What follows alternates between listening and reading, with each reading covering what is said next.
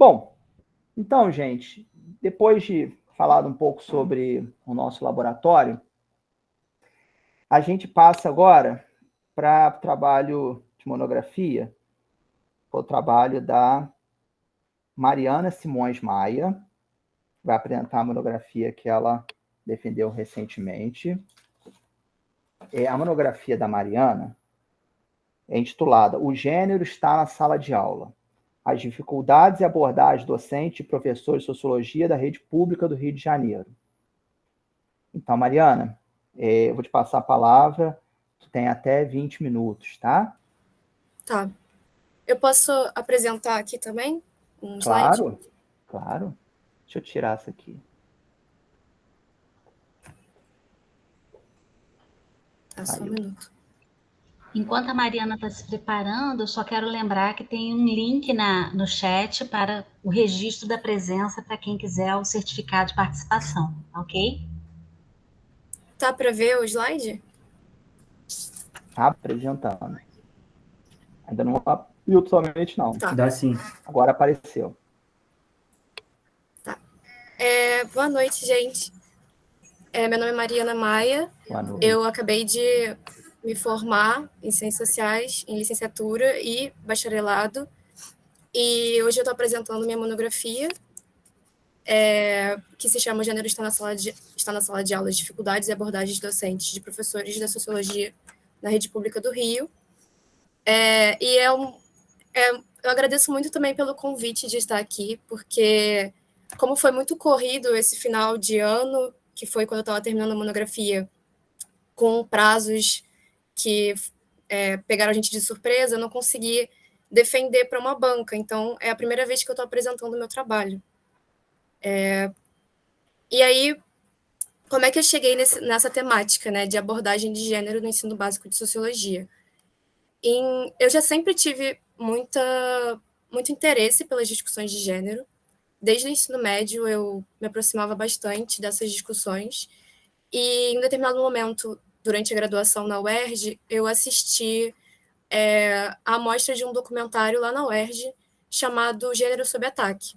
E é um documentário peruano que fala sobre o surgimento de alguns grupos pela América Latina, grupos de extrema-direita e religiosos, né, que colocavam em deslegitimação a inserção de gênero no ensino básico. E, com muito sucesso também, eles tiveram de diversos planos de educação removerem as temáticas de gênero, currículos também removerem as menções a gênero. E aí isso começou a me instigar, né? Porque um dos países que é apresentado nesse documentário é o Brasil. E aí, bom, isso foi em 2018, né? Fazia muito mais tempo, mas eu comecei a pensar um pouco sobre essa discussão, né, da inserção de gênero no ensino básico. E quando eu fiz uma determinada disciplina de graduação, a gente analisava o currículo de sociologia oficial, que é o currículo de 2012. E aí, com essa análise, também fiquei em questionamento, assim, por que a palavra gênero não aparecia nesse currículo, né? E aí eu resolvi que essa seria a minha temática de monografia. Com as reuniões com a Raquel, que é minha orientadora, eu decidi não focar na análise propriamente só do currículo, mas entender a abordagem desses professores. Então, como é que esses professores estão traduzindo esse currículo, estão se apropriando desse currículo e estão trabalhando com essas temáticas dentro da sala de aula. Então, a gente chegou nesse problema, né, que como os professores de sociologia da rede pública abordam gênero na sala de aula frente ao que o currículo oficial mínimo apresenta. E aí o currículo que eu trabalho é o currículo de 2012, porque no período que eu estava escrevendo a monografia era o mais recente mesmo, os professores ainda estavam se baseando nele, e o currículo mais recente, que eu acho que só foi sendo construído nesse momento que eu estava escrevendo, que eu estava entrevistando. Então, esse é o currículo que eu tenho como base, que é um currículo dividido, né, separado por habilidades e competências. Então, ele não é dividido por temáticas. E, apesar de não ter gênero lá mencionado, né, ele tem espaços que eu acredito que são possíveis para se discutir gênero, como um momento de cultura e identidade, que tem na primeira série do ensino médio, as temáticas de preconceito e discriminação também, na primeira série, e na segunda série de estratificação e desigualdade, assim, que são momentos que eu encaixaria melhor assim, a discussão de gênero, e que eu entendo que seria possível, né? Apesar de que no terceiro ano também do ensino médio tem as discussões de cidadania, participação política e de formas de violência que também conversam com as discussões de gênero. E, enfim, esse é o currículo que eu estou analisando, né?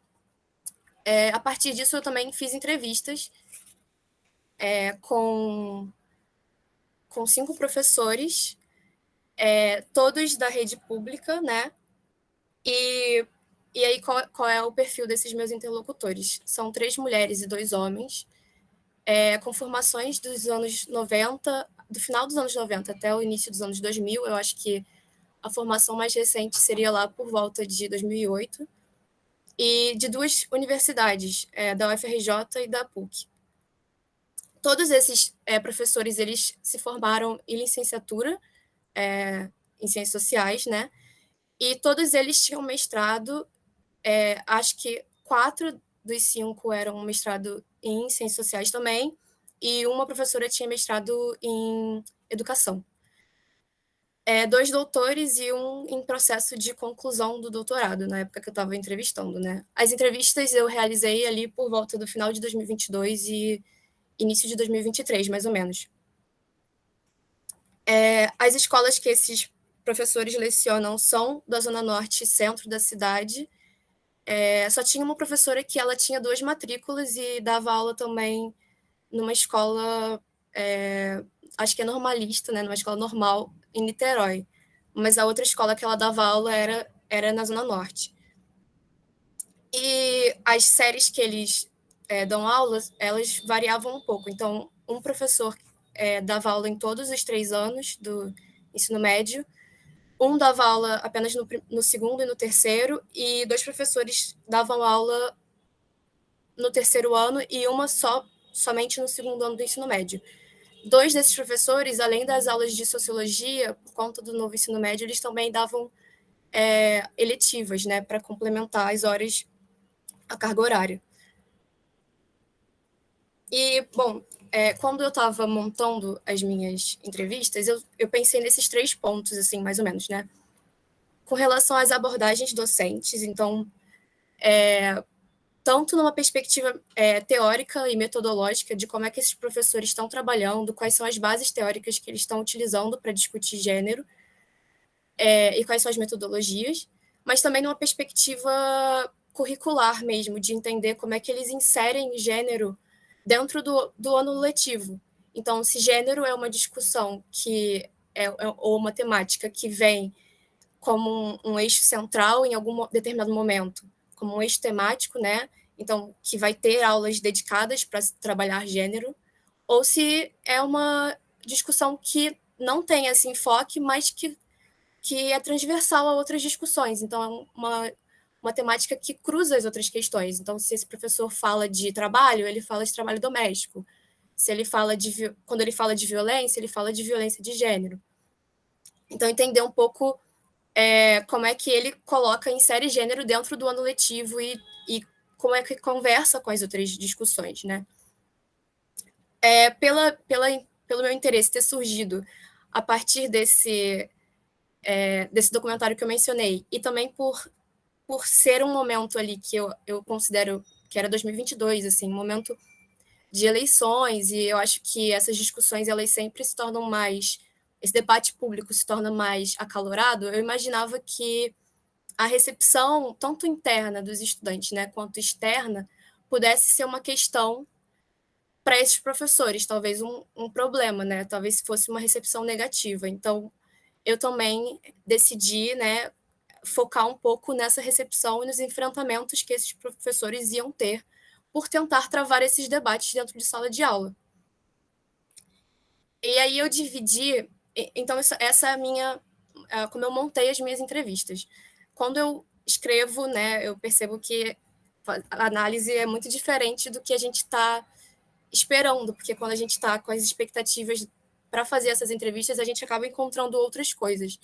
Então, eu dividi as minhas análises em 2 capítulos, um que eu trabalho as abordagens mesmo e um que eu trabalho essas dificuldades.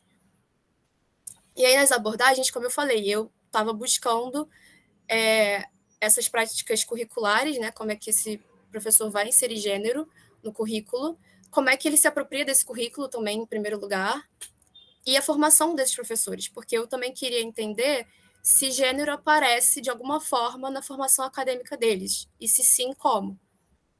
E como eu disse, eles são professores de formação do final dos anos 90 e início dos anos 2000.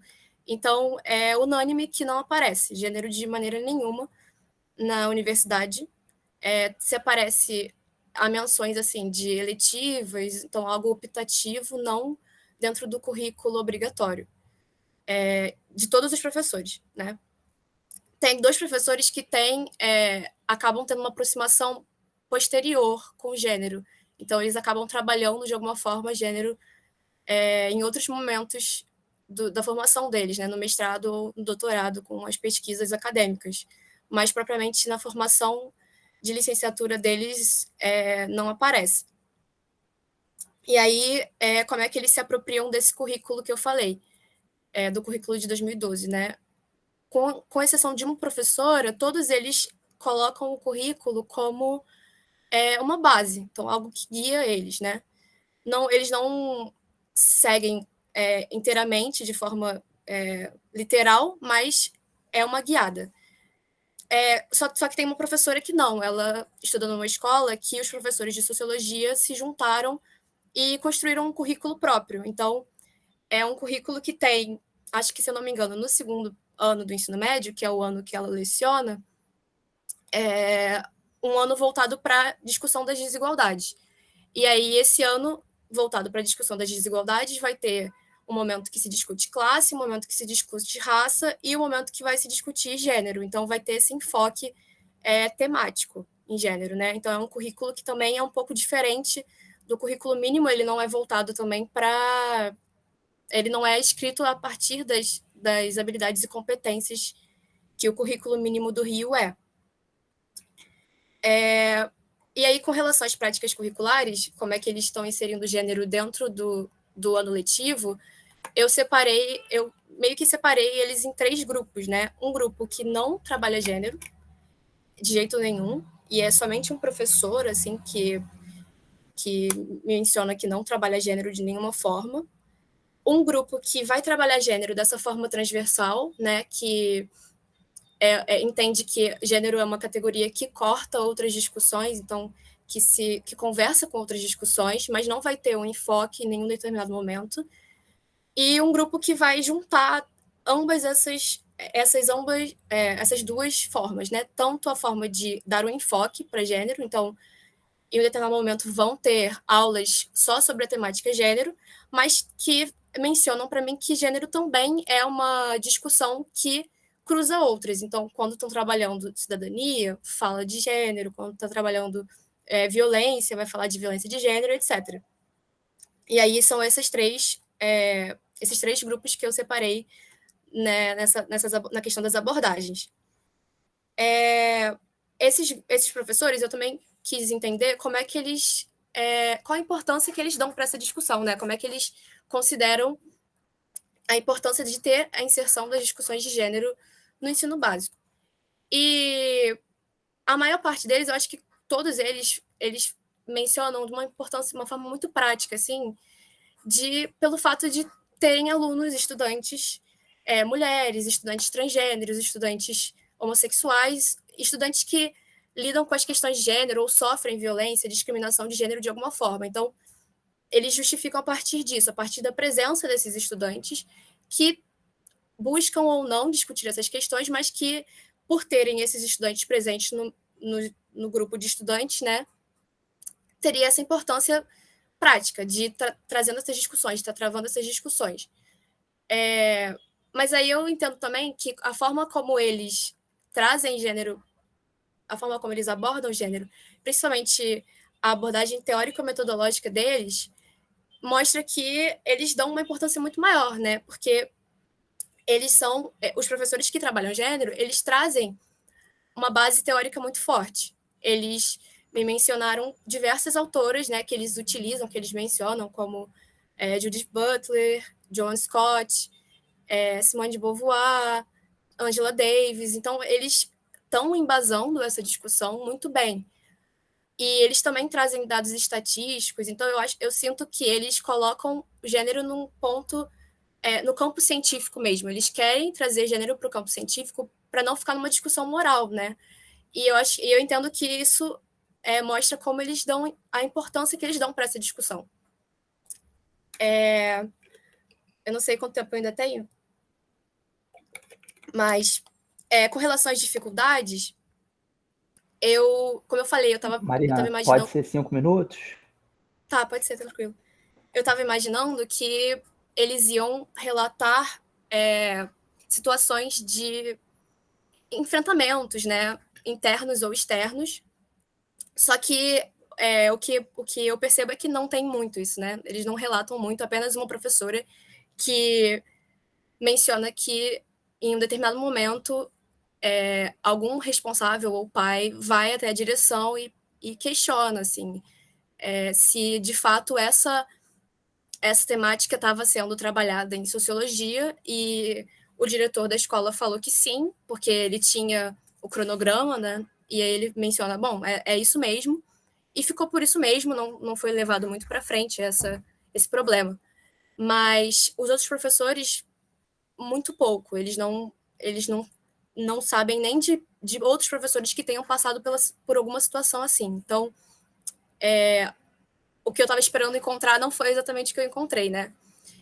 Mas eles também, eu também queria saber um pouco sobre como é que é essa recepção, no sentido de se há interesse desses estudantes, né? E o que eles me trazem é que também o interesse parece que é de certos grupos de estudantes, né? De grupos que já estão por dentro dessa discussão, de alguma forma, mas com relação a recusa ou enfrentamentos ou discussões acaloradas em sala de aula com essa temática não aparece muito.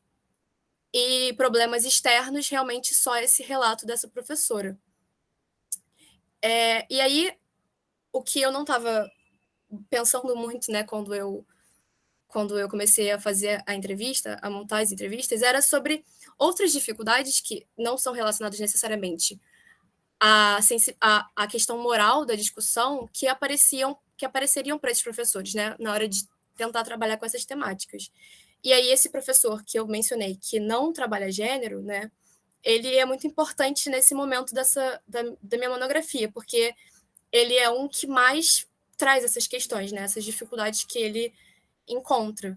São dificuldades desde a sensibilidade do tema. Ele acredita que essa temática é uma temática que abre para questões muito sensíveis que ele talvez não tivesse a capacidade de lidar dentro de sala de aula. Então, relatos de assédio, relatos de violência de gênero, que ele não saberia como lidar muito bem. E aí ele justifica um pouco em cima disso, né? Ele fala, inclusive, que em um determinado momento ele queria trazer essa discussão, ele tentou com um projeto externo de trazer um grupo para falar sobre transgênero na escola, só que era no meio das eleições, e aí ele ficou com medo de que isso pudesse ter uma repercussão negativa, e aí ele cancelou essa proposta, assim. Então ele traz isso muito, ele traz essa tentativa e essa falha dele mesmo de não conseguir lidar com essa temática. E, além disso, questões estruturais da prática docente, né, que são, por exemplo, são muitas turmas, são muitas. É uma prática exaustiva, e esses professores que não conseguem se atualizar, talvez, nesses conhecimentos que eles não viram, né, na sua formação inicial. Uma das professoras, ela até trabalhou gênero, como eu falei, no mestrado, só que ela não consegue traduzir esse conhecimento que ela tem, que ela viu na pós-graduação e que ela trabalhou na pós-graduação, para dentro da sala de aula. Então, ela se mantém muito numa discussão clássica, né, do Marx, Weber, Durkheim, e não traz discussão de identidades em nenhum momento, assim, ela tem essa dificuldade ali.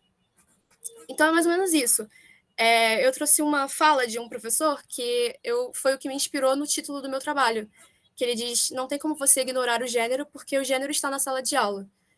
É uma demanda dos alunos entenderem mais isso, para poder entender quem eles são e a própria identidade deles. Então, seja em termos acadêmicos, para interpretar melhor essa realidade, seja para poder dialogar com a vida deles e eles poderem se descobrir, o gênero é imprescindível de estar na educação básica e ter a relevância que tem atualmente na própria academia e na área das ciências sociais.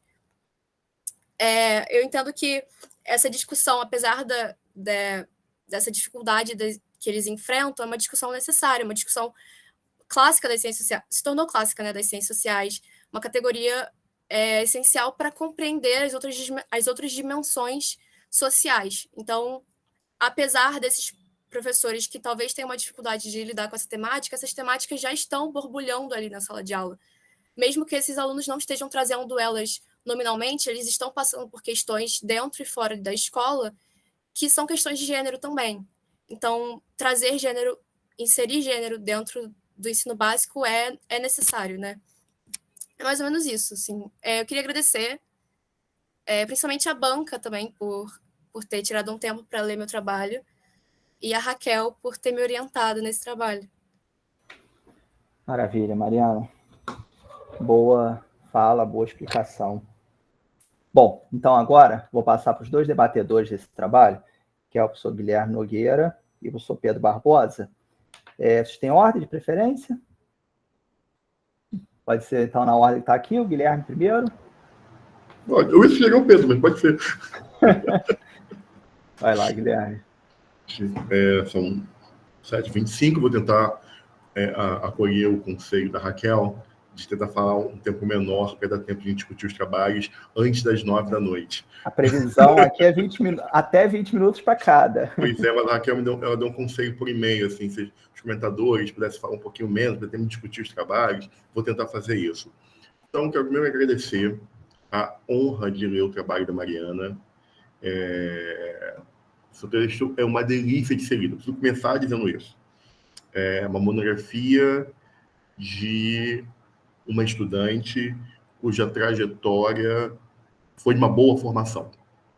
Assim, tem uma série de elementos, e aí, obviamente, passa pela trajetória, passa pela orientação da Raquel, mas é um texto bom de ser lido, é uma monografia que tem a estrutura de trabalhos maiores, apesar de ser um trabalho menor, como toda monografia. Então, em termos de linguagem, de desenho de texto, você está no caminho certo. Se foi um produto do processo da monografia, se produziu antes, eu não sei. Mas é um texto bom de ser lido, com alguns cuidados importantes em termos de apresentação, do que vai fazer em cada capítulo, cuidado de fechar, de abrir. Muito bom. Foi muito bom ler o seu trabalho, foi muito feliz com isso. Feliz também porque ler o seu trabalho me fez revisitar a minha entrada como docente na Secretaria Estadual de Ciência e Tecnologia. Antes de ser professor da UERJ, eu fui professor da FAETEC, entre 2011 e 2015. E nesse processo, eu acabei pegando um pouco da transição do lugar de determinadas temáticas na estruturação do currículo mínimo. E quando eu entro para dar aula na Escola Técnica Henrique Lage, em Niterói, naquele momento, uma escola de quase 5.000 alunos, com equipe de sociologia enorme, o grande debate na equipe era se iriam ou não, para o ano de 2012, incorporar um novo currículo. E a equipe decidiu por não fazê-lo. Então, eu passei 5 anos na FAETEC, havendo um currículo novo, mas com uma equipe que decidiu que permaneceria com a proposta curricular de 2011, por entendê-la politicamente adequada àquilo que os professores tinham elaborado de maneira mais autônoma, como até você relata um pouco do processo, e o que aquilo significava em termos da construção política do currículo por parte de professores efetivamente alocados em sala de aula. Os desenhos curriculares posteriores têm uma outra estruturação, passam por outras modalidades de consultoria, até que chegamos da BNCC, que efetivamente não dialoga em absolutamente nada com o docente que, de fato, está na sala de aula. Então, naquele momento, num espaço em que estruturalmente era possível fazer isso, com uma equipe que se articulava politicamente, foi possível montar e sustentar a utilização de um currículo que expressasse os desejos, melhor expressasse os desejos e a leitura político-pedagógica daquela equipe, e o tema central era o apagamento de gênero e sexualidade na transição de 2011 para 2012. Né? O primeiro trimestre no Henrique Lage, do segundo ano, era todo dedicado a pensar gênero e sexualidade. E era um tema importante para aquela comunidade, produzir impactos pedagógicos relevantes, mas também enormes conflitos e contradições no que tange à delicadeza do tema há 13 anos atrás, em sala de aula. Então, você tinha uma demanda por parte dos estudantes de entender um pouco esse processo, mas você tinha também uma rejeição àquilo que não vinha da comunidade externa, vinha do conjunto dos docentes. E aí eu vou fazer a minha primeira observação, que eu fiquei curioso para saber, e eu não sei se foi um tema do seu trabalho, nas suas conversas com esses 5 interlocutores, que é o que pensa o restante da comunidade escolar sobre a discussão sobre gênero. Eu estou falando isso porque nessa experiência, no Henrique Lage, o desafio não era a comunidade, os pais, não eram os alunos, inclusive, você já tinha movimentos religiosos dentro da escola, você tinha, inclusive, grupo organizado que fazia culto todo horário de almoço, se tinha um ou outro estudante que, de maneira muito pontual, dizia não assistirei essa aula, que era um desafio para a gente. Eu até conto uma história pessoal sobre isso, mas o grande desafio era interno à comunidade escolar. Era no seio do conjunto dos professores, como eles liam o ensino de sociologia como um todo, lembrando que era uma escola técnica e que, portanto, tem um nível de conflito entre as disciplinas propedêuticas e as disciplinas no ambiente técnico, que já é típico de todo qualquer ensino técnico integrado, mas ainda tinha a questão da leitura que sociologia e filosofia produziam como um certo ou desperdício de tempo, ou um conteúdo que não é adequado ao ensino médio, ou mesmo a leitura de que aquilo era apenas ideologia, coisa de comunista e de esquerdista. Então, boa parte dessa resistência não estava na comunidade externa, mas era interna. E eu fui lendo o seu trabalho e eu fui pensando assim, será que eles falaram alguma coisa sobre isso? Como é que é lido isso? Né? Como é que, na sala dos professores, essa conversa se dá? Então, essa já fica registrada como minha primeira pergunta para você. Se esses seus 5 interlocutores, em algum momento, na conversa, no material, falaram sobre isso. De onde vem, ou como é que se dá essa relação com o conjunto dos demais professores para pensar esses temas. E aí, enfim, continuei na leitura do seu trabalho, e aí eu fui pensando, quando você vai apresentar os seus interlocutores, né, os docentes com os quais você entrevistou, eu fiquei pensando numa segunda coisa que eu vou te pedir para você comentar, que é como você chegou a esses interlocutores. Você fala sobre eles, fala que eles estão entre 40 e 50 anos, formação na década de 90, mas fiquei curioso de qual foi a rede, em que lugar e qual foi como é que você puxou para montar essa rede, se as pessoas se conhecem, não se conhecem, você montou essa rede, enfim. Fiquei com essa curiosidade metodológica. Eu costumo brincar que cientista social é um fofoqueiro com diploma, eu sempre falo isso, inclusive, em sala de aula, e como um bom fofoqueiro com diploma, ao ler o trabalho, eu fiquei desejando saber, assim, tá bom, de onde vêm essas pessoas? Quem que elas são? Né? Assim, elas se conhecem, enfim, eu sempre tenho uma enorme curiosidade em termos de saber os interlocutores dos trabalhos, né?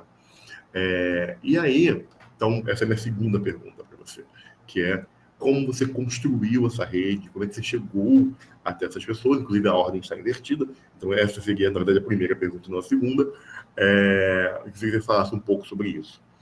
E aí, à medida que você vai apresentando os seus interlocutores, eu fiquei extremamente curioso com esse que talvez seja o mais surpreendente dos interlocutores, acho que é Paulo, né? Porque o Paulo se destaca como professor que não trabalha gênero. E aí eu fiquei pensando, por que será? Né? Se não trabalha por questões, por princípios pessoais, ele não concebe aquilo como um tema elegível para o ensino de sociologia, não ensina gênero por receios, não ensina gênero porque o contexto que está inserido, seja em termos macro, eleição, seja em termos micro, né, o que aquela comunidade está cercada, isso é um desafio. E aí depois, quando você avança e vai falar sobre, acho que no último capítulo você vai falar sobre aquilo que dificulta o trabalho docente, ele aparece muito. Então eu fiquei com uma enorme curiosidade de saber, porque é uma personagem que chama a atenção no seu trabalho, porque é o que vai dizer de cara, não trabalho isso. Para, no final, ser a pessoa que talvez tenha maiores indagações sobre gênero em termos do seu exercício profissional. E eu fiquei muito pensando, quem é esse cara? Onde ele está inserido? Porque, e aí, enfim, né, a gente vai lendo e vai pensando junto, né? É relativamente mais fácil trabalhar gênero numa escola que você tem uma equipe que te ajuda a formular um currículo próprio, por exemplo. É fácil, ou relativamente fácil, trabalhar gênero quando você tem uma direção que blinda você de uma pressão externa, e quando um pai vai te questionar, a própria diretora já diz, não, está aqui no planejamento, acabou. Só que isso não é regra. Professores de sociologia são frequentemente muito solitários, principalmente com desmantelamento da carga horária. Muitos dos nossos companheiros da Secretaria Estadual de Educação passaram a dar aula em 2, 3 escolas, sendo o único professor de sociologia, o que significa que todo o currículo está nas costas dele. Não necessariamente ele consegue ter uma rede naquela escola, porque dependendo da carga horária, ele é só um horista, então ele chega na terça-feira, dá 4 horas e ele vai embora. Então ele não estabelece redes de proteção, então ele não tem outros professores com os quais ele possa interagir e formular essa resposta coletiva, né, da cultura escolar frente à comunidade. E você tem também a situação de que determinadas localidades, o nível de controle sobre a comunidade escolar é muito grande, o que significa uma limitação muito ampla sobre o que se fala ou não se fala em sala de aula, principalmente em área do Rio de Janeiro, em que você tem uma articulação entre forças religiosas e forças paramilitares, seja do tráfico, seja da milícia. E aí você não lida apenas com uma família conservadora pautando o seu currículo, mas você pode lidar com uma força paralela armada na porta da escola, reclamando do conteúdo escolar. E isso é um fenômeno muito típico do Rio de Janeiro e relativamente recente. Então, eu fiquei muito curioso com essa personagem e eu queria que você falasse um pouco mais, que você tivesse com essa pessoa, porque como você não é um trabalho de trajetória, mas... Desculpe, não é um trabalho de trajetória, mas o seu trabalho dialoga com a prática desses docentes, e eu fiquei pensando em que medida essa prática responde não somente a trajetória de formação, como você vai discutir que eles têm formação na década de 90, isso não é uma categoria colocada em termos de disciplina obrigatória, eu fui perguntando se isso é colocado como disciplina obrigatória em 2024, ou se depende das escolhas individuais dos estudantes que optam por diferentes temas.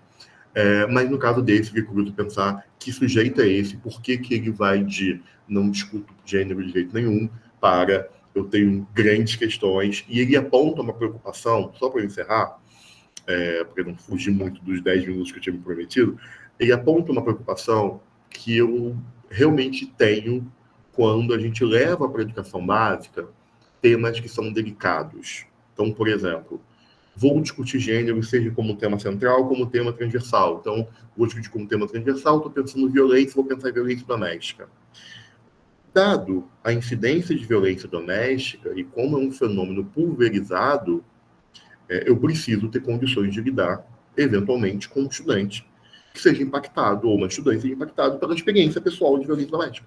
E como é que você maneja isso numa estrutura que você está sozinho em sala de aula com 50 minutos para uma turma, né? Então, essa reflexão que ele traz, esse receio, é um tema de uma experiência real, que eu acho que cabe um pouco pensar sobre o preço que se paga para se abordar certos temas e o quanto de coragem é preciso para pensar, ou até mesmo para se pensar, como dizendo, não farei, mas quero fazer. Tá? Então, em linhas gerais é isso. Novamente, parabéns pelo seu trabalho. Gostei muito de ler. Fiquei muito feliz de ver esse amadurecimento de um estudante treinando a sua monografia. Parabenizo a Raquel também pela orientação e passo a palavra aí para a coordenação da mesa. Bom dia. Pedro? Vocês me ouvem bem? Perfeito, Pedro. Bom, gente, boa noite. Primeiro queria agradecer muito a Raquel pelo convite e também parabenizar pela organização desse evento. A gente sabe da importância desses momentos para a gente apresentar os nossos trabalhos, né? Eu não sabia que a Mariana não tinha passado por esse momento, e são momentos que marcam a nossa trajetória, né? São rituais importantes, então faz super sentido. Eu também não posso deixar de externar a minha felicidade, assim, de dividir a mesa com professores muito queridos para mim, muito importantes na minha trajetória, enquanto estudante do ICS, depois do PPCIS, o Wallace, o Paim, o Guilherme, Raquel, Luiz Fernando. Então, é uma felicidade muito grande. E uma felicidade muito grande também de comentar um trabalho do calibre que a Mariana escreveu, com uma temática muito afim ao que eu também estou pesquisando agora na fase final do meu doutorado. A minha tese é sobre assédio sexual em escolas, então tem tudo a ver com esse debate de gênero. Eu organizei a minha participação aqui em três blocos assim, né, de comentários, e também vou tentar fazer isso em 10 minutos.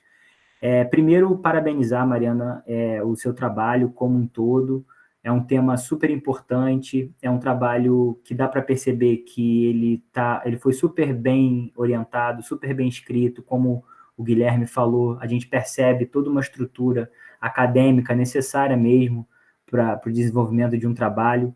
E a primeira parte, assim, do que eu me organizei para falar são mais inquietações, né? Quando a gente se depara com um trabalho bom, eu acho que isso acontece, a gente começa a pensar um monte de coisa a partir do que o autor ou a autora falou, né? Então, o primeiro ponto que eu levanto aqui é para a gente pensar, e você aborda isso muito bem numa parte do trabalho que você discute currículo e você traz toda uma referência, o que esses silenciamentos do currículo, eles nos informam, né? Porque não está escrito também tá escrito alguma coisa. Então, e isso atravessa, eu acho, um pouco a trajetória das legislações desde a redemocratização do Brasil sobre educação sexual, digamos assim, e sobre essa questão de gênero, né? Então, se você vai lá na LDB de 96, se você vai lá depois nos PCNs e tudo mais, é uma coisa sempre muito difusa, né? Então, o que esse não está escrito, mas está escrito, pode ser um convite para a gente pensar o que isso significa, né? Queria te parabenizar também sobre, assim, a apresentação teórica que você dá ao conceito de gênero, né? Isso é um campo minado, porque são muitas perspectivas. Então, você começa com a definição clássica lá da John Scott, mas aí depois eu fiquei super feliz que você trouxe a Butler, porque essa visão da Scott, ela meio que aparta, né, a construção do sexo como se fosse algo desvinculado das relações de poder, e a contribuição da Judith Butler, ela já dá uma aperfeiçoada nisso. Eu me lembrei de um texto muito, muito legal, não sei se você conhece, um livro, na verdade, né, do Thomas Laqueur, chamado Inventando Sexo, Corpo e Gênero, dos Gregos a Freud. E é muito bom, porque e dá para fazer um link com uma coisa que você fala sobre a força que os movimentos de direita no Brasil tem a partir dos anos 90, que esses movimentos eles dão um tratamento essencialmente biológico à questão do gênero.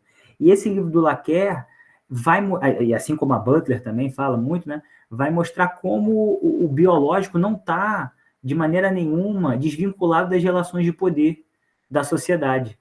Né? E é muito louco a gente pensar como, de vez em quando, a gente ainda cai num argumento que parece que, bom, esse argumento é da biologia, então é válido, ele é imaculado, ele é isento de pressões externas, então achei muito bom o tratamento que você deu, né, teórico. Eu achei interessante também que você, numa parte que você fala que o aumento do número de estudantes transgêneros que retificam o nome social e a popularização da discussão nas redes sociais são fatores que reforçam a curiosidade dos estudantes sobre o debate. Isso é muito interessante para a gente pensar o momento que a gente vive, porque ao mesmo tempo que a gente tem isso, a gente tem também o aumento de setores conservadores querendo embarrear a discussão de gênero dentro da escola. E aí tem diversos estudos que falam, por exemplo, de um efeito backlash, né? Toda vez que você tem um progresso numa discussão na sociedade, você também vai ter setores da sociedade se insurgindo contra esse progresso. Para terminar essa primeira parte, eu acho que você conseguiu, através de uma fala de uma professora, que foi a Helena, você conseguiu pescar um grande desafio docente. E faz super sentido a gente falar disso numa mesa que, né, tem professores e estudantes em licenciatura. O desafio é o seguinte, a Helena fala assim, discutir gênero é uma coisa que encanta, atrai quem já é atraído. Então, eu acho que o desafio está um pouco aí também, né? Apresentar essa discussão com todo o cuidado, porque, como o Guilherme muito bem falou, tem toda uma questão por trás disso, né? Como é que eu vou manejar, talvez, discutir violência de gênero e violência doméstica quando eu tenho um aluno que passou, que a experiência de vida foi atravessada por isso, né? E daí a importância de você também não ter só o professor, você ter toda uma estrutura de coordenação, de orientação, por trás do professor, que dá subsídio para ele.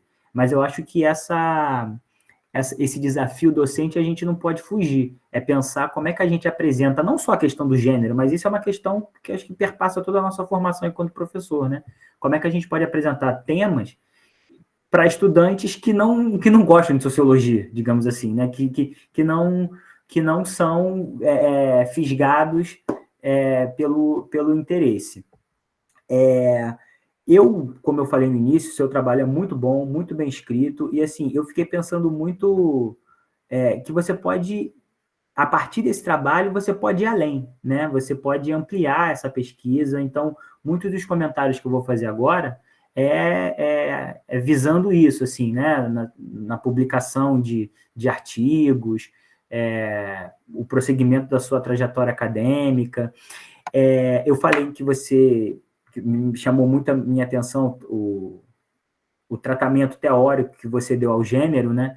Falando da Scott, falando da Butler, mas você me enganou, porque eu achei que você ia falar da Maria Lugones, até porque você cita a Lugones no começo do trabalho. Eu fiquei super feliz. Eu falei, vai trazer uma perspectiva super decolonial, vai falar de colonialidade do gênero, e você não fala.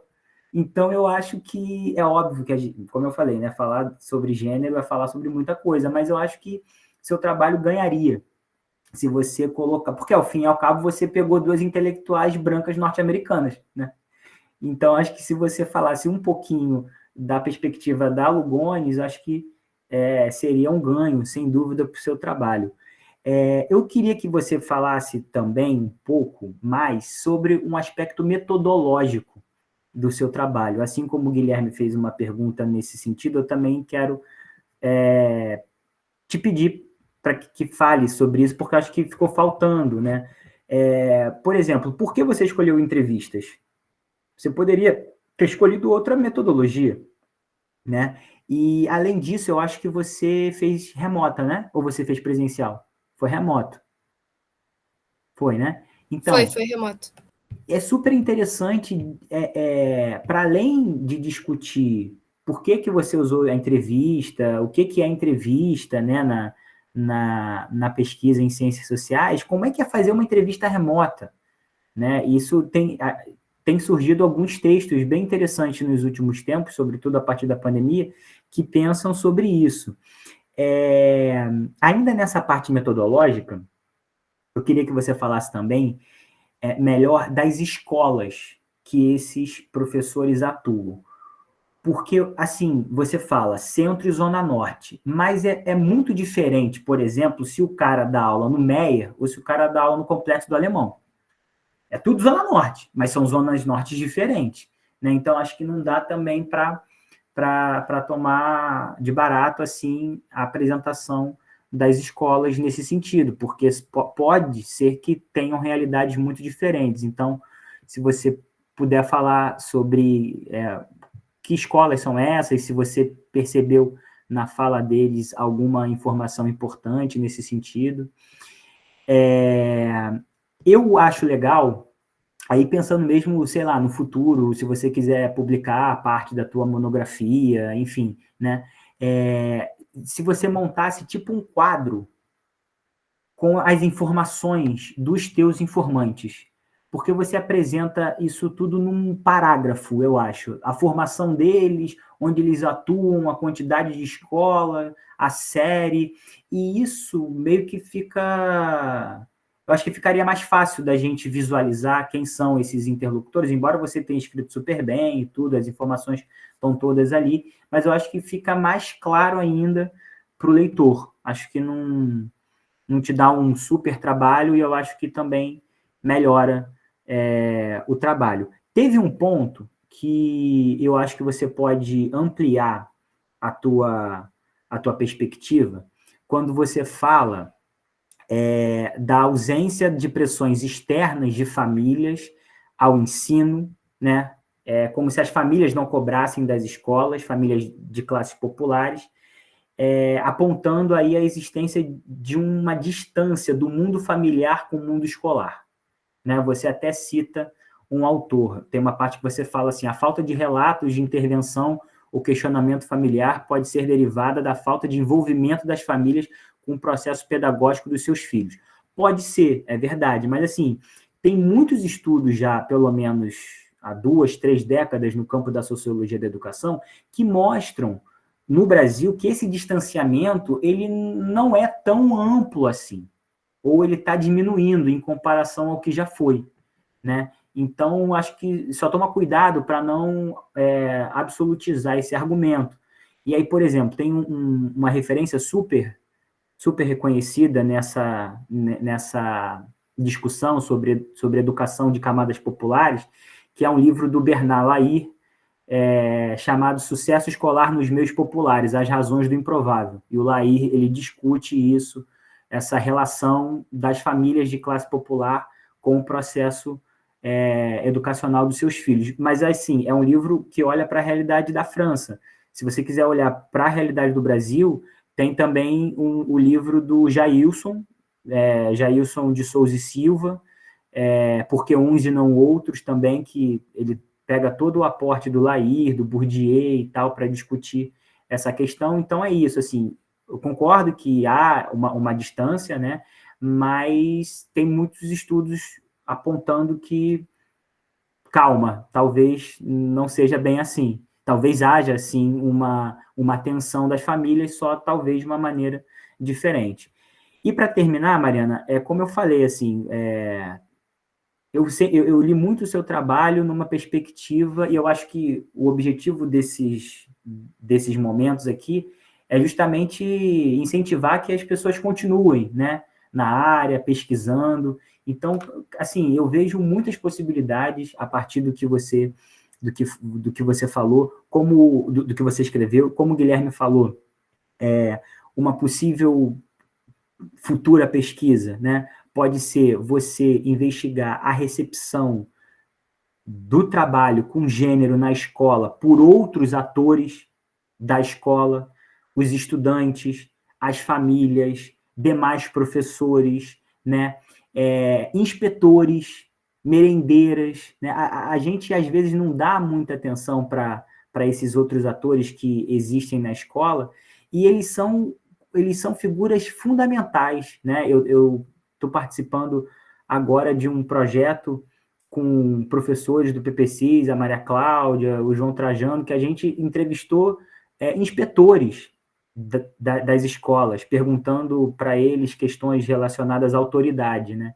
E é uma maravilha, porque esse pessoal vive a escola também, 24 horas. Então, eles com certeza têm opiniões a respeito, né? Uma outra frente de trabalho que você pode ter é uma análise sobre material didático, né? Sobretudo olhando para essa quantidade absurda de livros que tem proliferado aí com o novo ensino médio, de que maneira o gênero está presente ou não está presente nesses livros, até porque não existe mais o livro de sociologia, né? Existe o livro da área, então isso é uma pesquisa legal também. Você pode fazer uma pesquisa olhando para os marcos legais do Brasil, né? LDB, PCN, a base, o que esses marcos legais dizem sobre o gênero, né? Como você... Um outro estudo possível também, como você aponta nas suas conclusões, a formação do docente é um fator importante para a sua futura relação com a temática dentro de sala de aula. Então, você pode também estudar como é que o gênero é abordado nos cursos de graduação, porque é isso que você falou, esses caras que você entrevistou, eles se formaram no final da década de 90 e início dos anos 2000, não tinha essa discussão, né? E eu, por exemplo, eu me formei meados da década passada, 2016, 2017. Tinha gênero, mas, sem dúvida, menos do que vocês têm agora, sabe? Então, é muito interessante pensar essa mudança geracional, né? Então, acho que, assim, o teu trabalho, ele é um excelente trabalho, muito bem escrito, um tema mega relevante, e eu acho que, a partir dele, você pode continuar no campo e ir além. Parabéns a Raquel também pela orientação. Muito obrigado, Pedro. Ótimo comentário. Mariana, você quer em 5 minutos responder essas questões colocadas pelos dois? E aí, lá no final, a gente abre para demais perguntas? Ou tu prefere passar para outra apresentação do projeto do Prodocência e lá no final retoma? No final a gente